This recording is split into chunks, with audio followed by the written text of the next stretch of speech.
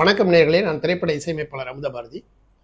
நடிகர் திலகம் பற்றி ஆராய்ச்சி செய்து அந்த கட்டுரையை சென்னை பல்கலைக்கழகத்தில் சமர்ப்பித்து டாக்டர் பட்டம் பெற்று அவற்றை புத்தகமாக வெளியிட்டு மக்களுக்கும் தெரியப்படுத்திய முனைவர் மருதுமோகன் அவர்களோடு இருக்கிறோம். சென்ற காணொளிகளில் நடிகர் திலகம் பற்றிய அரிய தகவல்களை அவர் சொல்ல கேட்கும்போது சுவாரஸ்யமாக இருந்தது. இப்பொழுது மேலும் பல தகவல்களை அவரிடமே கேட்டு பெற்றுக்கொள்ளலாம். வணக்கம் ஐயா. வணக்கம் இசையமைப்பாளர் அமுதபாரதி அவர்களே. வணக்கம். சென்ற காணொளியில் நடிகர் திலகத்தை பற்றி நீங்கள் சொன்ன ஒவ்வொரு தகவலும் ஒரு புத்துணர்ச்சி அளிப்பதாகவும் சுவாரஸ்யமாகவும் இருந்துச்சு. அதை கண்ணால் காணொளியில் பார்த்த ரசிகர்கள் நிறைய கமெண்ட்ஸ்லாம் ரொம்ப நல்லபடியாக பாசிட்டிவாக போட்டிருக்காங்க. அதுலேருந்தே தெரியுது நீங்கள் சொன்ன விஷயங்கள் எல்லாம் புது புது விஷயமாகவும் இருக்குது. நடிகர் திலகத்தை பற்றிய மேலும் சில எதிர்பார்ப்புகளை கூட்டுவதாக இருக்கிறது. இப்போ இந்த காணொளியில் நடிகர் திலகத்தை பற்றிய இன்னொரு தகவல், அது சாதனையாக இருக்கலாம் அல்லது தகவல், என்ன சொல்ல விரும்புகிறீங்க? இப்போ இயக்குனர் பீம்சிங்கோடைய நூற்றாண்டு விழா. ஆமாம், 1924 பிறந்திருக்காரு. நடிகர் திலகம் 1928 பிறந்தார். 2 பேருக்கு 4 வருஷம் டிஃப்ரென்ஸ். இவங்க 2 பேரும் இணைஞ்சு கொடுத்த பல படங்கள், 19 படங்கள் மொத்தம். அதில் 3 படங்கள் வெள்ளி விழா படங்கள், 3 முத்தான படங்கள் வச்சுக்கோங்களேன். என்னென்ன படங்கள் அது? வெள்ளி விழா கண்ட முதல் படம் பாகப்பிரிவினை, அதுக்கப்புறம் பாவமன்னிப்பு, அப்புறம் பாசமலர். இது 3 வரிசையாக கொடுத்தாரு. இப்போ அவங்க 2 பேரும் சேர்ந்ததை பற்றி, பீம்சிங்கோடைய இதை பற்றி நம்ம பேசப்பட்டு, அந்த அவர் அவர் இயக்க தொடங்கிய படங்களை பற்றி நம்ம சொல்லலாம். இப்போ எனக்கு ஒரு சந்தேகம். ஒரு பீம்சிங் நடிகர் திலகத்தோட அந்த கரியரில் வர ஆரம்பித்த பிறகு ஏபி நாகராஜன் போன்றவர்கள் இந்த புராண படங்கள்லாம் பண்ணும்போது, புராண படங்கள் சரித்திர கதைகள்லாம் பண்ணும்போது சமுதாயம் சார்ந்த நடைமுறையில் உள்ள குடும்ப சிக்கல்கள், அதன் மூலம் வெளிப்படும் உணர்வுகள், இதையெல்லாம் நடிகர் திலகம் வெளிப்படுத்துவதற்கு ஒரு வடிகாலாக அவ்வளோ படங்கள் இருந்துச்சுங்கிறத யாரும் மறுக்க முடியாது. எனக்கு என்ன சந்தேகம்னா, பீம்சிங் அப்படிங்கிற வார்த்தை சிங்குன்னு வருதா, அவர் தமிழரா இல்லை தென்னாட்டை சேர்ந்தவரா? அவரை பற்றி கொஞ்சம் சொல்லுங்களேன். பீம்சிங் ராஜபுத்திர வம்சத்தை சேர்ந்தவர். ஓஹோ. அவர் தந்தை வழியில். தாய் ஆந்திர மாநிலம். ஓஹோ. அவங்க எங்கே எப்படி கல்யாணம் பண்ணாங்க அப்படிங்கிறதுலாம் தெரியாது. இவர் இதில் திருப்பதி பக்கத்தில் ராயல செருவுங்கிற இடத்துல தான் பிறந்தார். ஆந்திர பிரபா அப்படிங்கிற ஒரு பத்திரிகையில் கொஞ்ச நாள் உதவி ஆசிரியராக இருந்தார். அதுக்கப்புறம் கிருஷ்ணன் பஞ்சு இரட்டையர்கள். ஆமாம், பெரிய இயக்குநர்களாச்சா. சிவாஜி கணேசனுடைய முதல் படம் அவங்க தானே பண்ணியிருக்காங்க. ஆமாம், அந்த கிருஷ்ணன் பஞ்சு கூட அவர் அசிஸ்டண்ட்டாக இருந்தார். அதுக்கு முன்னாடி கலைவாணர் NS கிருஷ்ணன் தயாரித்து அவரே இயக்கிய படம் தான் பணம். ஆமாம், அந்த படத்தில் உதவி இயக்குனராக இருந்தார். அதில் கிருஷ்ணன் எடிட்டராக இருந்தார். இந்த சமயத்தில் தான் கிருஷ்ணன் பஞ்சு அவங்க பராசக்தி எடுக்க போகிறாங்க. அப்போ அது 1950களில் அவங்களுடைய கிருஷ்ணன் பஞ்சு ஆஃபீஸ் பர்கிட் ரோட்டில் இருந்துச்சு, டி நகரில். அங்கே தற்செயலாக பீம்சிங் வந்திருக்காரு. இதுக்கடையில் இன்னொரு விஷயத்தையும் சொல்ல வர்றேன். பீம்சிங் அவர் இவரோட கிருஷ்ணனுடைய சகோதரியை மணந்திருக்காரு. ஓ, கிருஷ்ணனுடைய தங்கச்சி இவர் கல்யாணம் பண்ணியிருக்காரு. தன்னுடைய சிஸ்டரை அவருடைய கிருஷ்ணனுடைய தம்பி திருமலைக்கு, கிருஷ்ணனா பஞ்சுவா, கிருஷ்ணன் திருமலைக்கு கல்யாணம் பண்ணி கொடுத்துருக்காரு. அதுபோல் பஞ்சுவோடைய மகளை தன்னுடைய மகனுக்கு கொடுத்துருக்காரு. இப்படி நெருங்கிய அப்படியே தொடர்பு. ஆமாம், அப்படி ஒரு குடும்ப பங்கா போயிட்டாங்க. அப்போதான் கிருஷ்ணன் பஞ்சு பார்க்க பர்கிட் ரோட்டுக்கு வர்றாரு. வந்தப்போ கிருஷ்ணன் பஞ்சிட்ட கேட்குறாரு பீம்சிங், ஏதோ புது கதாநாயகனை செலக்ட் பண்ணியிருக்கீங்களாம்ல, அவர் எங்கே இருக்காருன்னு. உள்ள ரூமில் இருக்காரு, போய் பார்த்துட்டு உன்னோட ஒப்பீனியன் சொல்லுன்னு சொல்கிறாங்க. உள்ளே போய் பார்த்தா சிவாஜி கணேசன் உட்காந்துருக்காரு. பார்த்து கொஞ்சம் நேரம் பேசிகிட்டு இருந்துட்டு திருப்பி முதல் சந்திப்பு அதான் முதல் சந்திப்பு.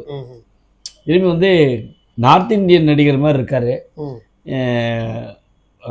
நடிக்கட்டு பார்க்கலாம் அப்படின்னு சொல்லிட்டு இருந்தார். அந்த சமயத்தில் இவங்க பராசக்தி ஆரம்பிக்கும் போது இவர் கலைவாணர்கிட்ட திரும்பி போக வேண்டிய சூழ்நிலை வந்துருச்சு. அந்த பணம் படத்துக்கு. ஆமாம், இல்லைன்னா பராசக்தியிலே இவருடைய பங்கு இருந்திருக்கும். ஓஹோ, இருந்திருக்கும்.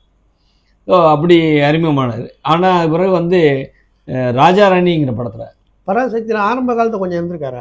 இல்லை, கொஞ்சம் வேலை பார்த்து கூட வெளியில் இந்த டைட்டிலில் போடுற அளவு கூட அவருடைய பங்கு இல்லை. ஓஹோ, இல்லை. ராஜா ராணின்னு ஒரு படம் முதல் சிவாஜி கணேசன் வச்சு. ஆமாம், அந்த ஓரங்க நாடகம் பற்றி பேசணுமே. ஆமாம், அது ஒரு சாதனையாக பேசணும் இல்லையா. அதில் அந்த ஓரங்க நாடகங்கள் தான் சக்ஸஸ் ஆச்சு இல்லையா. படம் வந்து சரியாக போகலை. அதுதான் வந்து பீம்சிங் சிவாஜி கணேசன் அவர்களோட சேர்ந்து பண்ண முதல் படம். அது தோல்வி அடைஞ்சோன்னே சிவாஜி மற்றவங்க வந்து இனிமேல் பீம்சிங்கை போட வேணும்னு கருத்து சொல்லும்போது சிவாஜி வந்து இல்லை அவர் ஒர்க் பண்ணுற ஸ்டைலு அதெல்லாம் எனக்கு ரொம்ப பிடிச்சிருக்குன்னு அப்போ பரஸ்பரம் அறிமுகம் ஆகிக்கிறாங்களா. அப்போ இவர் இந்த ராஜாராணி படம் எடுக்கும்போது சிவாஜியோட நடிப்பாற்றலை பார்த்துறாரு பீம்சிங். சரி நமக்கு சரியாக இருக்குன்னு 2 பேரும் இப்படி எழுதிருக்கும்போது பீம்சிங் ஒரு நாள் அப்போலாம் சிவாஜி வந்து பீக்கில் இருக்காரு. பீம்சிங் வந்து நாங்கள் ஒரு கம்பெனி ஆரம்பிக்கிறோம், நீங்கள் கால் ஷீட் கொடுக்கணும். டாப்பில் இருக்காரு சிவாஜி. யார் சேர்ந்து ஆரம்பிக்கிறீங்கன்னு கேட்குறாரு சிவாஜி. நான் விஸ்வநாதன் ராமூர்த்தி. நானுங்கிறது பீம்சிங் சொல்கிறாரு. விஸ்வநாதன் ராமூர்த்தி, MS சோழமலை பெரிய ரைட்டர், அப்புறம் GN வேலுமணி. சிவாஜி சொல்லிக்காரு, படம் எடுங்க,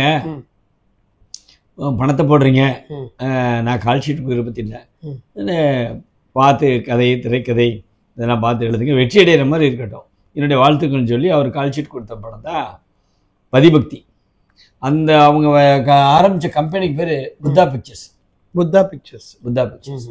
அவங்க அந்த முதல் படம் வந்து பதிபக்தி நல்லா போச்சா? 100 days போச்சு. 100 days அதுக்கு மேலேயே போச்சு. அது ஒரு வெற்றி படம் தான். 100 days வெற்றி படம் தான். ஆமாம், அதில் வந்து ரொம்ப சிறப்பான பாடல்களை வந்து பட்டுக்கோட்டை கல்யாண சுந்தரம் கொடுத்துருக்காரியா. எல்லா பாடலுமே பட்டுக்கோட்டையா? ஆமாம், எல்லா பாடல்களுமே பட்டுக்கோட்டை. அதில் ஒன்று வந்து ஒரு அருமையான தாலாட்டு பாடல் ஒன்று இருக்கு. அதில் வந்து பட்டுக்கோட்டை கல்யாண சுந்தரம் தான் சார்ந்த இயக்கத்தினுடைய கருத்துக்களை. ஆமாம், எப்பயுமே அவர் சில நேரத்தை காதல் பாடல கூட வச்சுருவார். அந்த பாடல் வரியில் அவர் சொல்லியிருப்பார், சின்னஞ்சிறு கண்மலர் செம்பவள வாய் மலர் சிந்திடும் மலரே ஆராரோ, வண்ணத்தமிழ் சோலையில் மாணிக்க மாலைகள் ஆரீரோ அன்பே ஆராரோ. எந்த இடத்துல கருத்தை சொல்றான்னு கேட்டீங்கன்னா, மாடிமனை வேண்டாம் கோடி சுகம் வேண்டாம் வளரும் பிறையே நீ போதும், வண்ணத்தமிழ் சோலையில் மாணிக்க மாலைகள் ஆரீரோ அன்பே ஆராரோ. பாட்டை கேட்டா எனக்கெல்லாம் தூக்கமே வந்துருங்க. இல்லை, நல்ல பாட்டு, நல்ல மெட்டு, நல்ல வார்த்தை. இன்னொரு இடத்துல வார்த்தை போட்டிருப்பாரு, பாப்பா உன்னப்பாவை பார்க்காத ஏக்கமா பாய்ந்தே மடிதனில் சாய்ந்தால் தான் தூக்கமா தப்பாமல் வந்துன்னை அள்ளியே அணைப்பார் தாமரை கண்ணத்தில் முத்தங்களை விதைப்பார் குப்பைதனில் வாழும் குண்டுமணி சரமே குங்குமச்சிமிழே ஆராரோ.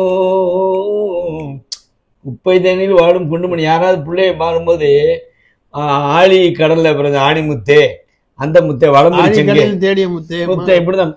குப்பை தேனில் வாழும் குண்டுமணி சரமே, அந்த குண்டுமணி பார்த்துருப்பீங்களே, அது கரு சிவப்பு கலந்து. இந்த படத்துக்கு இசை யார்?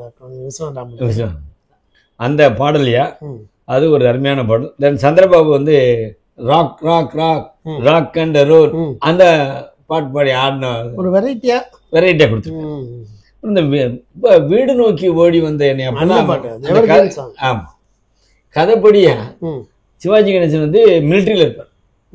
அப்பெல்லாம் மிலிட்ரியில் இப்போ இருக்க மாதிரி வசதியா இல்லையா. இப்போ நம்ம வந்து 47 பிறகு சமாதான புறா ஓயாமல் பறக்க விட்டு சண்டையே வேண்டாம்னு சொல்லிட்டு இருந்த காலகட்டம். அப்போ போகிறே இல்லை. மிலிட்ரியில் வேலை பார்க்குற எல்லாரும் நல்ல வசதியாக இருந்தாங்க. அப்போ லீவு கிடைக்கிறது ரொம்ப கஷ்டம். அப்படிப்பட்ட ஒரு காட்சியை லீவு கிடச்சி வர்றாங்க இராணுவ வீரர்கள்லாம். அதில் சிவாஜி முன்னாடி வருவார் நடந்து. எப்படி இருப்பார் தெரியுங்களா? அமுல் பேபி மாதிரி இருப்பார். கண்ணை கொழு கொழு கொழுன்னு. அதில் வந்து பட்டுக்கட்டை வந்து இருக்குது, வீடு நோக்கி ஓடி வந்த நம்மையே நாடி நிற்குதே அநேக நன்மையே உண்மையே வீடு நோக்கி ஓடி வந்த நம்மையே. அதில் நாளை வீசும் நல்ல சோலை தென்றல் காற்றிலே ஆ ஆ நாளை வீசும் நல்ல சோலை தென்றல் காற்றிலே பல விந்தையான செய்தி சொல்லும் உலகிலே விட்டு போன போது அழுத வள்ளி புதுமையாக பூவை அள்ளி அன்பு மீறி ஆடி பாட காணலாம் பல ஜோடியாக மாறினாலும் மாறலாம் திறந்த அடிக்காரங்க அணி போல ஆகலாம். இப்போ மிலிட்ரிக்கு போகும்போது காதலிச்சிருப்பான், சில பேர் கல்யாணம் பண்ணுவான், வந்தோன்னு கல்யாணம் பண்ணுவான். கல்யாணம் பண்ண உடனே அவனுக்கு தாடி வளர்க்க வேண்டிய சூழ்நிலை வந்துடும். அதனாலதான் அவர் சில ஜோடியாக மாறினாலும் மாறலாம் சில அடிக்காரங்க அணி போல ஆகலாம். அந்த காலத்திலே சொல்லிட்டாரு. பட்டுக்கோட்டை தானே, எல்லாமே பட்டுக்கோட்டை. அன்று ஆடும் ஆடி மேய்த்த பெண்கள் அழகு பொங்கும் பதுமை போல அன்பு மீறி ஆடி பாட காணலாம். சொட்டு தேனை போல பேசினாலும் பேசலாம், கையில் சேற்றை அள்ளி வீசினாலும் வீசலாம். ஓஹோ வீடு நோக்கி ஓடி வந்த நம்மையே. அது ஒரு மிலிட்ரி மார்ச்சிங் மாதிரியே இருக்கு. அப்படி போகுது. ஆமா, அந்த அந்த மாதிரி பாட்டியா இதே பாட்டு அப்புறம் சோகமா வரும். அது அது வேணும். அதில் வந்து அப்புறம் சிவாஜியும் அம்மன் ராஜமும் கொக்கர கொக்கரக்கோ கொக்கர கொக்கரக்கோ கோழியே கொண்டிருக்கும் அன்பிலே ரெண்டு முந்தன் அன்பிலே கண்டதும் இல்லையோ வாழ்விலே. அந்த பாட்டு கந்தசாமி படத்துல வடிவேல் வந்து அந்த மன்சூர் அலிகான் வந்து அந்த பாட்டு வந்து அன்னைக்கு பாட்டு பாடினியே அப்படின்னு சொல்லும் போது வேற பாட்டு, இவரு எந்த பாட்டுன்னு இவரு தெரியாது, இவரு வேற ஆளு, விக்ரம் வேற ஆளு இல்ல. அது ரொம்ப ரொம்ப ஃபேமஸ் ஆச்சு அந்த பாட்டு. அவர் சொல்லுவார் கொக்கர கொக்கர கோழி. அது அந்த பாட்டு இத்தனை வருஷம் கழிச்சு கூட ஞாபகம் வந்து அது அவர் மைண்ட்ல இருக்கு. அதனால கரெக்டா வச்சிருக்காரு. மக்கள் இதை ரசிப்பாங்கன்னு தெரிஞ்சு வச்சிருக்காரு. அப்ப மக்கள் இன்னும் அது வந்து கரண்ட்ல இருக்காங்க. அது பாட்டு அதுல வந்து ஜெமினி கணேசன் நடிச்சிருப்பாரு அந்த படத்துல. பாடல்கள் ரொம்ப முக்கியமான பங்கு எடுத்தது. ஆமாம். அப்புறம் அது போக வந்து தங்கவேலோட நடிப்பு ரொம்ப பிரமாதம். கதை அம்சம் ரொம்ப நல்லாயிருக்கும். அதாவது கம்யூனிகேஷன் கேப் இதை மையமாக வச்சு எடுத்திருப்பாங்க. அதாவது அங்கேருந்து ஒரு அதனுடைய அக்காவை பார்க்குறதுக்கு வேணுங்கிற நகை பட்டு அக்கா மக தான் சாவித்ரி. பார்த்தது கிடையாது ஒரு சின்ன வயசில். வராரு, லீவுக்கு போகிற ஆஃபீஸர், மிலிட்ரி ஆஃபீஸர் ஜெமினி கணேசனை ஸ்டேஷனில் சந்திக்கிறாரு. அவங்ககிட்ட கொடுத்து விட்றாரு. அவர் கொடுத்துட்டு எங்கள் வீட்டு அட்ரஸ் இதுதான் சார் அப்படின்னு சொல்லிட்டு கார்டை கொடுத்துறாரு. அந்த கார்டு வந்து தொலைஞ்சு போகுது ஜெமினி கணேசன்கிட்ட. இதில் இருந்த கதையை ஆரம்பிக்குது. இதில் வந்து பதிபக்தின்னு டைட்டில் கொடுத்தது வந்து பல சூழ்நிலைகளும் தன்னுடைய கணவனை வந்து ரொம்ப கடவுளாக வழங்கின ஒரு கேரக்டர் சாவித்திரி நடிச்சிருப்பாங்க. இதில் வந்து சந்திரபாபுடைய காமெடி எல்லாம் கடந்திருக்கும். கடைசியில் வந்து ஒருத்தருக்கு ஒருத்தர் தெரிஞ்சுக்கிறாம அதனுடைய அக்கா மகளை தான் ஜெமினி கணேசன் கல்யாணம் பண்ணியிருக்காரு அப்படிங்கிறது தெரியாமல் இவர் அவர் மேலே கோவப்பட்டு ஒரு துப்பாக்கி எடுத்து இவர் சுட ஆரம்பிக்க, அவர் துப்பாக்கி எடுத்து சுட ஆரம்பிக்க, இந்த மாதிரி காட்சி போயிட்டுருக்கோம். அந்த காட்சியில் ரப்பர் குண்டை வச்சு தான் சுடுவாங்க. அது ஷூட்டிங்கில். அதில் ஒரு குண்டு ஷூட்டிங்கில் அப்படி ஓரம் பண்ணி வேடிக்கை பார்த்து ஜிஎன் வேலுமணி தொடையில் பாஞ்சிருச்சு. அது பாருங்க, அது அவருக்கு ஒரு பெரிய நல்ல நேரத்தை கொடுத்துருச்சு. சிவாஜி போய் அவர் ஹாஸ்பிட்டலில் போய் பார்த்து ட்ரீட்மெண்ட் எடுத்துட்டு இருக்க வேலுமணியை பார்த்துட்டு ஒரு சிம்பத்தியில், ஆமாம் சிம்பத்தியில், கவலைப்படாத, நீ வந்து ஹாஸ்பிட்டல் ட்ரீட்மெண்ட் முடிஞ்சு வந்து ஒரு கம்பெனி ஆரம்பி, நான் கால் ஷீட் தரேங்கிறார். சிவாஜியோட கால் ஷீட் தராருன்னா எத்தனை பேர் வேணாலும் தொடையில் ரப்பர் குண்டு வாங்கிக்கலாமே. நெஜ குண்டே நானும் நெஜ குண்டே வாங்கிக்கிறேன். அப்படி ஒரு சந்தர்ப்பம் பாருங்க ஜிஎன் வேலுமணி. இப்போ நம்ம நடிகர் கமலஹாசன் கூட பார்ட்னராக இப்போ படம் எடுத்தாங்கல்ல அமரன், அந்த படத்தை பார்ட்னராக இருக்கிற மகேந்திரன், விஜய் டிவி மகேந்திரன் சொல்லுவாங்க. அவர் வந்து ஜிஎன் வேலுமணியோட பேரை. ஓஹோ. ஆமாம், அவர் அடிக்கடி சொல்லுவார், எங்கள் தாத்தா பற்றி முடிஞ்ச அளவுக்கு பேசுங்க சார் சொல்லுவார். ஆனால் ஜிஎன் வேலுமணி எம்ஜிஆர் படங்கள் நிறைய எடுத்திருக்காரு. ஆனால் ஆரம்பத்தில் சிவாஜி கணேசன் அவரோட சிவாஜி கணேசனை வச்சு தான் அவர் சிவாஜி கணேசன் கால் ஷீட் கொடுத்த முதல் படம் வேலுமணி தயாரித்த படம் பாகப்பிரிவினை. ஆஹா, என்ன படம் சார்! அந்த படத்தை வந்து ஜிஎன் வேலுமணி எடுக்கிறாரு. அதிலே ஜிஎன் வேலுமணி படம் கொட்டிடுது. அந்த மாதிரி சிவாஜி வந்து ஜிஎன் வேலுமணிக்கு ஹெல்ப் பண்ணார். ஆக பாருங்க, ஒரு காட்சி எடுக்கும்போது நடந்த ஒரு சம்பவம் அது ஒரு ஆளை வந்து தயாரிப்பாளர் ஆக்கிடுச்சு, அவர் வாழ்க்கையே மாற்றி போட்டுருச்சு. அதுக்கு பிறகு அவர் வந்து என்ன காரணத்தாலோ சிவாஜி கணேசனை விட்டு பிரிஞ்சு ஒரு எம்ஜிஆர் போயிட்டார். ஒரு படகோட்டி அவர் படம் தானே, படகோட்டி, கலங்கரை விளக்கம், இது மாதிரி நிறைய படங்கள், ஜிஎன் வேலுமணி படங்கள்.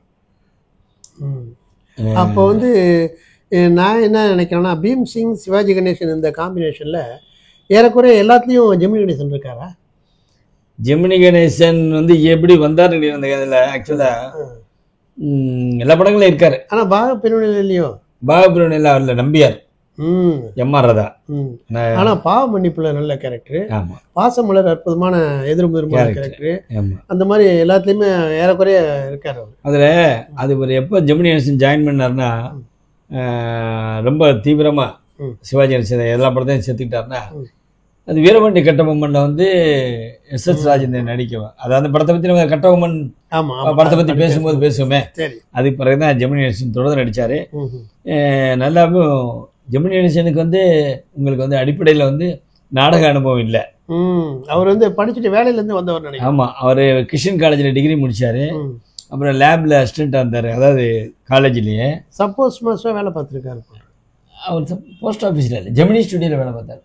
அதுக்கு முன்னாடி அதுபோல் சொன்ன கேள்விப்பட்டிருக்கேன், சப்போஸ் மாஸ்டராக வேலை பார்த்தாரு, அது என்னமோ ஆர்வம் பிடிக்காம கலை வளத்தை வந்துட்டாரு, அதுக்காக இங்கே ஜெமினியில் சேர்ந்தார் அப்படிங்கிற மாதிரி நான் இருக்கலாம். அவர் ஜெமினி ஸ்டுடியோவில் வந்து ரொம்ப ரொம்ப அழகா இருப்பார்ல.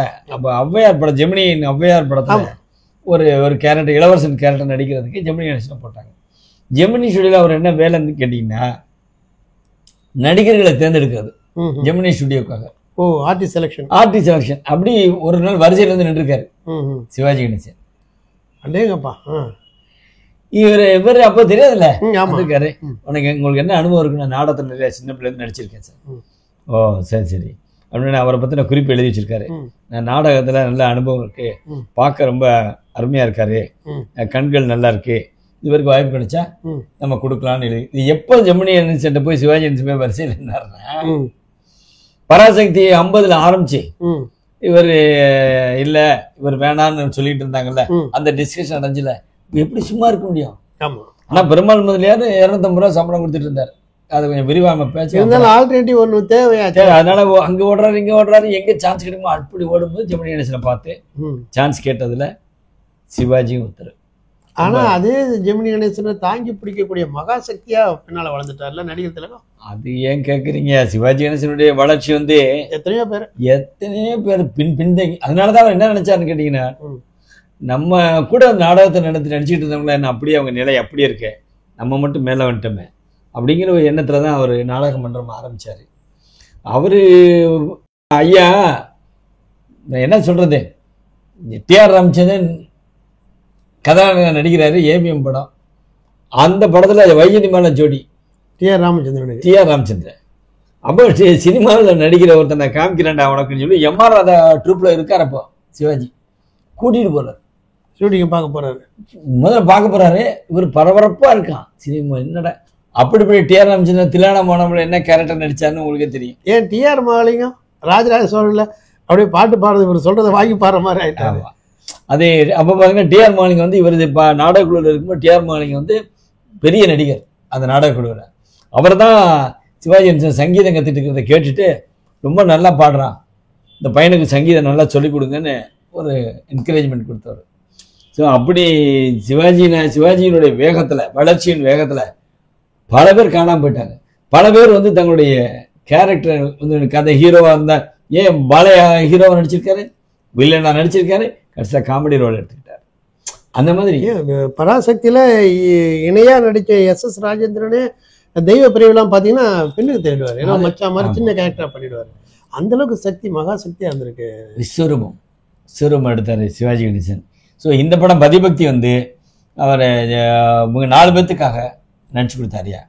ரொம்ப சம்பளம் கூட அவங்க கொடுக்குறத வாங்கிட்டார் 4 பேர்த்துட்டையும். அந்த படம் நல்லா போச்சு. அது பிறகு ஏன் அவங்க புத்தா ஃபிலிம்ஸ் பிரிஞ்சுன்னு தெரியாது. பீம்சிங்கும் படம் எடுக்கலை, ஜிஎன் வேலுமணி மட்டும் படம் எடுத்துக்கிட்டு இருந்தார். அப்புறம் எம்ஜிஆர் வச்சு எடுக்க ஆரம்பித்தார். இந்த படத்தில் அருமையான பாடல்கள்னாலையும் சிறந்த கதை அமைப்புனாலும் வசனத்தினாலும், எம்எஸ் சோழமலை வந்து கதை வசனம்னாலையும் நல்ல எடிட்டிங்னால சிவாஜி கணேசனுடைய அற்புதமான நடிப்பு, சாவித்திரி அம்மாவுடைய நடிப்பாற்றல் இதெல்லாம் வந்து இந்த படத்துக்கு பெரிய வெற்றியை அமைச்சு கொடுத்துச்சு. இந்த படம் 100 நாளைக்கு மேலே ஓடிச்சு. இப்போ அந்த பீம்சிங் அப்படிங்கிற அவங்களுடைய நூற்றாண்டு இப்போ நடந்துகிட்ருக்கு. இப்போ பீம்சிங், சிவாஜி கணேசன் ஐயா அவங்க 2 பேரோட தொடர்பு பற்றி பேசினாலே பல காணொலிகள் போட வேண்டியிருக்கும். ஆமாம், அதுக்கு ஆரம்பமான புள்ளியா சொல்லியா நீங்கள் இதை சொல்லியிருக்கீங்க. இன்னும் அடுத்தடுத்து வர்ற காணொலியில் பீம்சிங் அவர்களுக்கும் சிவாஜி கணேசன் அவர்களுக்கும் இடைப்பட்ட அந்த செயல்பாடுகள், அவங்களுடைய கூட்டணியில் ஏற்பட்ட வெற்றி, படத்தோட வெற்றி மட்டுமல்ல, ஏகப்பட்ட அற்புதமான பாடல்கள்லாம் வந்துச்சு. அந்த பாடலாம் இன்னும் எவர்கிரீனாக இருக்குது. இப்போ பாருங்கள், கொக்கரக்கோவே பற்றி பேசுகிறோம், அதுக்கப்புறம் பயங்கரமான பாடலாம் இருக்குது. அந்த பாடலாம் அடுத்தடுத்து பேசலான்னு நினைக்கிறேன். அது அடுத்த காணொலியில் அதை